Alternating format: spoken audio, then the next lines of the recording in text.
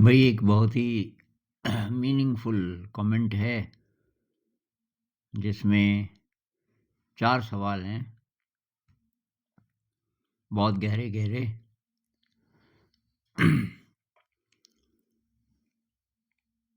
पहले मैं पढ़ देता हूँ।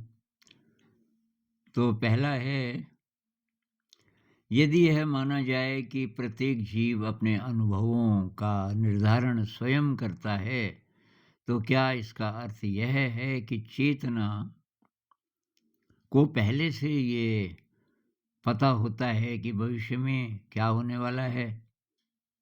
यदि ऐसा है, तो व्यक्ति की स्वतंत्र इच्छा और वर्तमान क्षण में किए गए प्रयास का स्थान बौद्ध दर्शन में कहाँ रह जाता है? कहने का मतलब, वो लोग बोलते हैं ना कि सब प्रीडेस्टिन्ड है, पहले से डिसाइडेड है क्या होना है। तो जो हमारा कर्म है, तब उसका क्या महत्व है कि अच्छे कर्म करो, ये करो। कुशल और अकुशल बोलते हैं बुद्धिज्म में। तो कुशल कर्म करो, अकुशल कर्म करो, तो उससे फ़र्क कैसे पड़ेगा जब पहले से सब निश्चित है? तो इसमें ऐसा है कि पहले से परिस्थितियाँ काफ़ी हद तक निश्चित हैं, लेकिन आपका जो वर्तमान कर्म है वो उसको बदलता रहता है थोड़ा-थोड़ा। वर्तमान कर्म की इंटेंसिटी कितनी है, किस स्तर का वो कर्म है, उतना ज़्यादा आप उसको बदल सकते हैं। जो डेस्टिनी, अब डेस्टिनी कहाँ से आई, वो भी हम ही ने बनाई पिछले कर्मों से। बुद्धिज़्म में ऐसा मानते हैं कि पिछले जन्मों के कर्मों से हमने इस जन्म की परिस्थितियाँ बनाई। परिस्थितियाँ, मनस्थिति नहीं। मान लीजिए कि परिस्थिति ऐसी बहुत विकट परिस्थिति और बहुत मुश्किल, लेकिन आपने ऐसा मन बना लिया कि आप विचलित नहीं होते।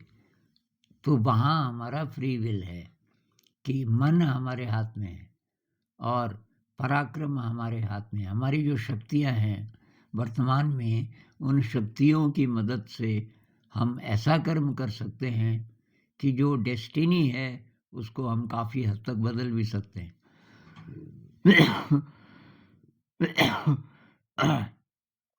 इसके 2 उदाहरण मेरे दिमाग में आ रहे हैं।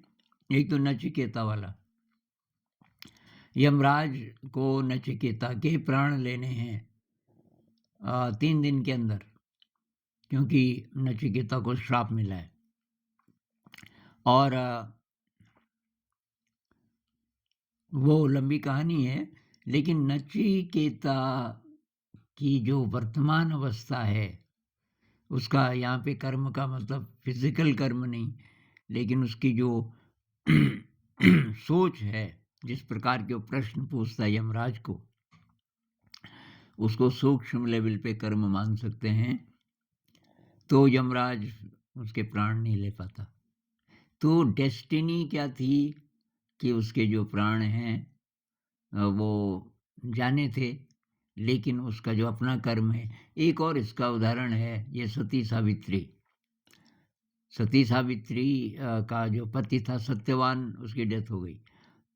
यमराज प्राण लेके चले गए। सिंबॉलिक कहानी है। तो ये सावित्री पीछे-पीछे चल देती है कि नहीं ले सकते आप इनके प्राण। तो सावित्री का जो मन है, जो चित्त है, जो प्योरिटी है उसके अंदर, वो इतनी ज़्यादा है कि फाइनली सत्यवान के प्राण वो वापस कर देते हैं। तो ये कहानियाँ ये बताती हैं कि जो भी डेस्टिनी है हमारी, अगर वर्तमान में ऐसे हमारे कर्म हों, कर्म का मतलब केवल फिज़िकल कर्म नहीं है, जो इंद्रियों से हम करते हैं। कर्म का मतलब है कि हमारी सोच, न्यूरोलॉजी की भाषा में हम कहें कि हम ब्रेन के साथ क्या कर रहे हैं। क्या हम ब्रेन को रोज़-रोज़ रीऑर्डर कर रहे हैं, सुव्यवस्थित कर रहे हैं? वो सबसे सूक्ष्म लेवल पे और सबसे गहरा कर्म होगा, जो ध्यान से होता है। ध्यान से, समर्पण से, कंपैशन से, ग्रैटिट्यूड से, इससे जो सुव्यवस्था आती है ब्रेन में, वो है असली कर्म, सबसे गहरे तल पे। उसके बाद ये दूसरे कर्म हैं जो हम इंद्रियों से करते हैं। तो ये बौद्ध दर्शन में भई यही है सबसे महत्वपूर्ण, क्योंकि पहले से डेस्टिनी क्या है हमें नहीं पता। अब पिछला जन्म तो हमें नहीं ना पता। तो जो भी डेस्टिनी है, जितनी भी खतरनाक बातें होने वाली हैं, हम उनको काफ़ी हद तक मॉडिफ़ाई कर सकते हैं अपने वर्तमान कर्म से। तो बुद्धिज़्म में वर्तमान कर्म चाबी है। हमारे पास केवल यही है कि वर्तमान क्षण में हम अब जो कर्म कर रहे हैं, इससे अ, इस पर सब कुछ निर्भर करेगा। ये दूसरा है, यदि वर्तमान जीवन की परिस्थितियाँ पूर्व जन्मों के कर्मों का परिणाम मानी जाती हैं, तो ये प्रश्न भी स्वाभाविक रूप से उठता है कि कभी न कभी तो प्रथम जन्म भी हुआ होगा। उस प्रथम जन्म की परिस्थितियाँ किस कारण से उत्पन्न हुई, जबकि उससे पूर्व कोई कर्म शेष नहीं था। अब भाई ये मैंने बौद्ध दर्शन तो पढ़ा नहीं। ये जब मैं कोट करता हूँ बुद्धिज़्म को, तो मेरे दोस्त लोग हैं, कुछ लोग काफ़ी गहरे हैं, तो कभी उनसे बातचीत बीच-बीच में होती रहती है।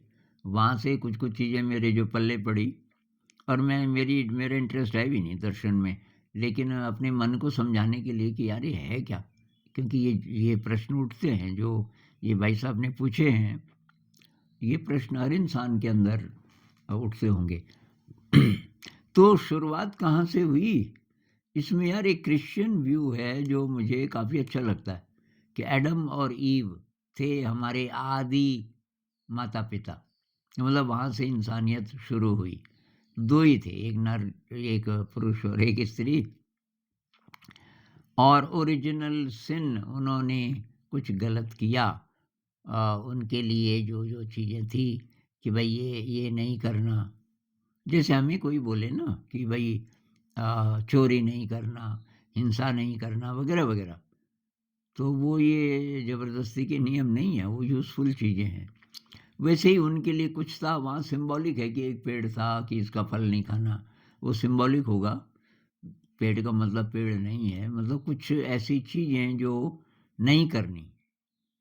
लेकिन ईव ने उसका फल खाया, और तो वहाँ से शुरुआत हुई। तो मतलब ओरिजिनल सिन, कोई हम शुरू में एकदम प्योर थे, और कोई वो सिन हमने क्यों किया? थोड़ा बहुत अहंकार आ गया होगा। मेरे ख्याल से क्रिश्चियनिटी में वो जो सेटन बोलते हैं ना जिसको, कि वो परमात्मा का दुश्मन है, और वो जा कर के ईव के दिमाग को ख़राब करता है। वो शायद अहंकार का प्रतीक है, कि अहंकार भी दे दिया कुदरत ने थोड़ा-सा इंसान को। कितना भी बड़ा संत हो, मान लीजिए कि एकदम प्योर किसी को भेजा। अच्छा, बुद्धिज़्म में ये मानते हैं कि इसी जगह जन्म हुआ ज़रूरी नहीं, आप किसी दूसरी जगह से भी आ सकते हैं इस पृथ्वी पे, किसी दूसरे डिमेंशन से आ सकते हैं। ये जो बोधिसत्व लोग हैं, ये आ सकते हैं किसी और जगत से, ठीक-ठाक थे लेकिन सेवा करने के लिए। अब मान लीजिए कोई बोधिसत्व आया यहाँ, पर उसके भी अंदर है थोड़ा अहंकार, और ऐसी परिस्थितियाँ बनी कि उसका अहंकार थोड़ा बढ़ गया। वहाँ से डिग्रेडेशन शुरू हो गया। एक तो ये हो सकता है, और अगर हम ये थ्योरी माने कि भाई जानवर से इंसान बने, क्योंकि एक एक व्यू ये हिंदुइज़्म में भी है। वो नहीं बोलते कि 84 का चक्कर, कि अगर हम गलत कर्म करेंगे तो हम कोई भी जीव बन सकते हैं, और फिर वहाँ से इंसान बनने के लिए बहुत जन्म लेने पड़ेंगे। अ, और फिर हम फाइनली इंसान का जन्म ले सकते हैं। एक ये भी है, लेकिन जनरली हम ऐसा कह सकते हैं कि कोई प्योरिटी का टाइम था, जब हम बहुत प्योर थे। ये भी मुझे ज़्यादा अच्छा लगता है, क्योंकि ओरिजिनली जब हम बोलें कि जो कॉन्शियसनेस है वो तो एकदम प्योर है, और कोई ना कोई शुरुआत होगी जीवन की। अब वो कैसे हुई, एक व्यू ये भी है शायद हिंदुइज़्म में, कि वो एक था, वो जो कॉन्शियसनेस है वो एक थी और उसने अपने आप को 2 कर दिया। अपने ही किसी अपने ही कुछ जैसे कि अ, जो परमात्मा थे, उन्होंने अपनी ही शक्ति से ये बहुत सारे जीवधारी बना दिए और कुछ लोग कहते हैं ये लुका-छिपी का खेल है कि भई वो परमात्मा छुप गया, अरे चैलेंज है कि भई ढूँढ मुझे। अ, ये खेल है एक प्रकार का। एलन वाट्स भी कहता है कि हम बहुत सीरियसली ले लेते हैं ज़िंदगी को, परमात्मा ने शायद एक खेल के लिए बनाया है, एन्जॉय करो इसको। तो खेल का मतलब क्या है कि ये आपको अहंकार दिया, कैसे जीना है इस जगत में, वहाँ बैलेंस गड़बड़ा जाता है, अहंकार बढ़ने लगता है, हमारा और डिग्रेडेशन होता रहता है और इस कारण से तब हमारे कर्म और गड़बड़ होने लगते हैं। तो जनरली हम अगर ये कैसे-कैसे हुआ, किस-किस फ़िलॉसफ़ी में क्या-क्या होगा ये पता नहीं, लेकिन ये हो सकता है कि प्योरिटी थी और वो डिग्रेड हुई और डिग्रेड होने के बाद अभी हम यहाँ हैं। ये डिग्रेडेड ह्यूमैनिटी का एक फ़ेज़ है और यहाँ एग्ज़ाम्पल हैं कि कैसे इससे बाहर निकला जाए। जैसे बुद्ध इसके एग्ज़ाम्पल हैं। कैसे आप दुःख से बाहर निकल सकते हो? दुःख है। बुद्ध की शुरुआत ही यहाँ से होती है। बुद्ध बोलते हैं दुःख है। दुःख का कारण है तृष्णा और उससे आप अलग हो सकते हो। इनका तीसरा सवाल है, यदि ये मान लिया जाए कि जिस व्यक्ति के साथ कोई दुर्घटना, हिंसा या अन्याय घटित होता है तो उसके पूर्व जन्म के अकुशल कर्मों का परिणाम है, फिर तो जो व्यक्ति हिंसा या अन्याय कर रहा है, उसके कर्मों को कैसे समझा जाए? भई उसके भी वो भी पहले के कर्मों से आवेशित है। जो मर्डर करता है जो बलात्कार करता है, तो वो भी जो पिछले उसके संस्कार हैं, उसके बेसिस पे करता है। यह तो उसके पूर्व जन्म के कुशल कर्मों का फल नहीं हो सकता। अकुशली कर्मों का फल होता है ये तो। भई चाहे आप जो मर्डरर हैं, जो गलत काम करते हैं, तो वो अकुशल कर्म तो है। वो कुशल कर्म कहाँ से हुआ? अकुशल कर्म है और उसका फिर फल मिलेगा कभी न कभी। तो किसी ने मान लीजिए मेरा कत्ल किया, तो एक तो मेरा कत्ल होना मेरे पिछले अकुशल कर्मों का रिज़ल्ट हो सकता है। लेकिन जिसने किया वो भी तो अकुशल ही कर रहा है। कुशल कर्म कहाँ है? जब उसका विवेक जागेगा तो उसको गिल्ट आएगा। उसको अपने आप पे घृणा होगी, यार मैंने कैसे कर दिया? ये हमारे साथ होता है ना, जब हम पीछे देखते हैं ज़िंदगी में, मान लीजिए बचपन में मैंने चोरी की और तो बाद में तो गिल्ट आता है जब होश आना शुरू होता है कि यार अच्छा ऐसा था मैं या हिंसा की। मान लीजिए कि बचपन में मैंने ये चूहे मारे और ऐसी-ऐसी चीज़ें कुछ-कुछ मारी क्योंकि गाँव में और भी मारते थे। अब बाद में जब होश आता है, यार मैं ऐसा इंसान था। तो अकुशली कर्मों का रिज़ल्ट है दोनों। आपका चाहे आपके साथ गड़बड़ हुआ या आपने किया।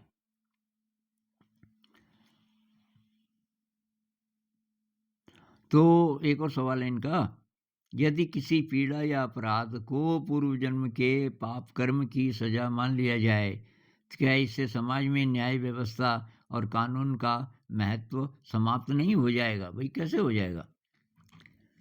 हम ये कह रहे हैं कि भई ये पूर्व जन्म के कारण हुआ तो बस रहने दो, ये कोई किसी का मर्डर कर रहा है, कि ये होगा इसकी किस्मत में अब वो मर्डर कर भाई आपकी क्या रिस्पॉन्सिबिलिटी है? ये आपका प्रेज़ेंट कर्म है। आप चुप रहते हो वो एक प्रकार का कर्म हुआ। एक व्यक्ति दूसरे व्यक्ति को मार रहा है और उसको आप बचा सकते हो, क्या पता वो जान से मार रहा है, आप उसको बचा सकते हो, आप यहाँ से देख रहे हो।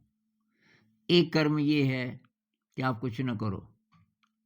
भई उसके पिछले कर्मों का जो भी फल हो रहा है, तेरे कर्मों का इस समय जो जो तू कर्म कर रहा है, वो कैसे वाले हैं? तुम्हारे सामने अन्याय हो रहा है और तुम कुछ नहीं कर रहे हो। तो जो न्याय व्यवस्था है, ये वो सब तो अपना काम करेगी, उसको करना ही चाहिए। दूसरी बात ये भी, आप अच्छा कर्म फिर कब करोगे? जब अन्याय हो रहा है जहाँ-जहाँ, वहाँ-वहाँ तो सबसे बड़ा मौका है अच्छा करने का, अपनी मैल धोने का। जितना अच्छा हम कर्म करेंगे, उतना हम अपना मैल धोएँगे, तो अपने स्वार्थ के लिए भी ये अ अ, ये बहुत ज़्यादा महत्वपूर्ण है कि जब ऐसी-ऐसी घटनाएँ हों, तो हम उसमें एक्शन लें। एक्शन ना लें, तो वो तो दुष्कर्म हो गया फिर आपका भी।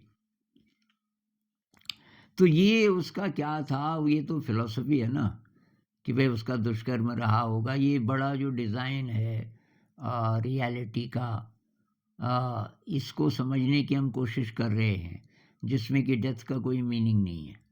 मतलब डेथ डेथ एक्चुअली है नहीं, सिर्फ़ शरीर की डेथ है।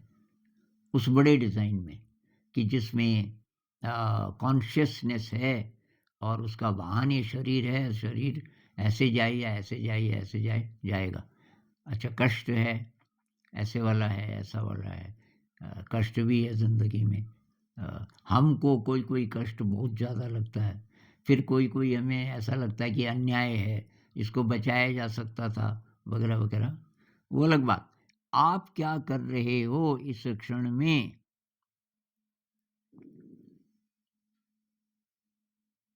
तो भई न्याय व्यवस्था और कानून का महत्व समाप्त नहीं होता, बल्कि उसका महत्व और भी ज़्यादा बढ़ जाता है, कि इस समय आपका कर्म, जो लोग कानून अ, को लागू करते हैं, भई आपके कर्म बहुत महत्वपूर्ण हैं आपके जीवन के लिए।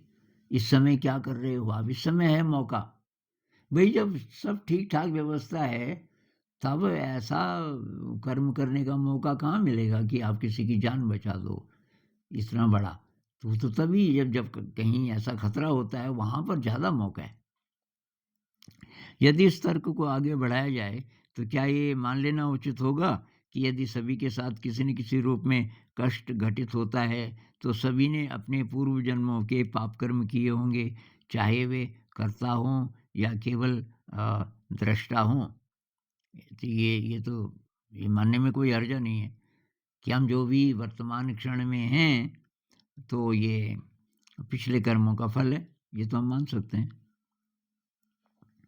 उचित होगा, ये मान लेना उचित होगा कि यदि सभी के साथ किसी न किसी रूप में कष्ट घटित हो रहा है, तो भई कष्ट पिछले जन्मों के कारण हो रहा है, कैसे हो रहा है, ये अलग बात है। आपके सामने कोई कष्ट में है, आप क्या करोगे? तो बुद्धिस्ट अप्रोच क्या है? कंपैशन की। कंपैशन की, प्रेम की। कहाँ उस प्रेम को आप व्यक्त करोगे अगर यहाँ नहीं करोगे तो? जहाँ की अन्याय हो रहा है। तो वही बात ये है कि हम एक तो मृत्यु के पार नहीं देख सकते। एक हम ये नहीं देख पाते कि जो कष्ट है, वो हमारी इम्प्योरिटी को कैसे धोने में मदद कर सकता है। अगर कष्ट के समय हम समता भाव में रह सकें, उसको एक्सेप्ट कर सकें। ये चीज़ें हमें दिखती नहीं हैं। हमें केवल ये अन्याय दिखता है कि ये हो रहा है जी, वो हो रहा है, वो हो रहा है। समाज में कोई बहुत ज़्यादा पैसे वाला है, किसी को अपने बीवी बच्चों को पालने में पूरा-पूरा दिन लगा रहता है, बहुत कष्ट में है। ऐसा क्यों है?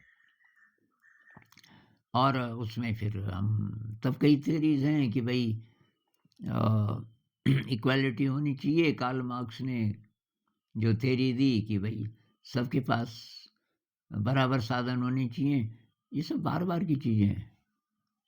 भई साधन कम या ज़्यादा होने से इंसान कम खुश या ज़्यादा खुश नहीं होता। अब ये है कि भई जस्टिस होना चाहिए, बात तो सही है, उसके लिए लोग कोशिश करते भी हैं। लेकिन पूरा जो डिज़ाइन है ब्रह्मांड का, जीवन की जो गति है, ये पैटर्न क्या है? ये क्यों हो रहा है? इसको हम समझ नहीं सकते। इसको पकड़ना बहुत ज़्यादा मुश्किल है। तो ये जो पूर्व जन्म की बात है, अगर आप ये मान लें कि मृत्यु नहीं होती, जीवन कंटिन्यू करता है। अगर हम ये मान लें कि कष्ट का पॉज़िटिव रूप भी है, इसको आम आदमी नहीं मानेगा। वो बोलेगा कि कष्ट तो कष्ट ही है। अ, तो पूरा डिज़ाइन अगर हमें समझ आ जाए, तब शायद हमें फ़र्क न पड़े। फ़र्क न पड़े मतलब विचलित न हों। फ़र्क न पड़े का ये मतलब नहीं है कि आप चुप बैठे रहोगे कि जी जो हो रहा है होता रहे। कोई बच्चा है आग के पास जा रहा है कि जी इसके पिछले कर्मों के फल होंगे, अब जलेगा तो जलेगा। भई उसके कर्म छोड़ो, तेरे क्या कर्म हैं इस समय? तेरा इंस्टिंक्ट क्या बोल रहा है? तेरा कंपैशन क्या बोल रहा है? तो कंपैशन यही तो होगा ना कि उसको बचाओ। बुद्ध ने कई युद्ध बचाए, क्योंकि बुद्ध तो राजकुमार थे ना, तो सारे राजा उस ज़माने के सब उनको जानते थे पहले से कि भई ये तो राजकुमार भी है। तो अब तो वो राजकुमार नहीं थे, लेकिन वो बुद्ध के पास आते थे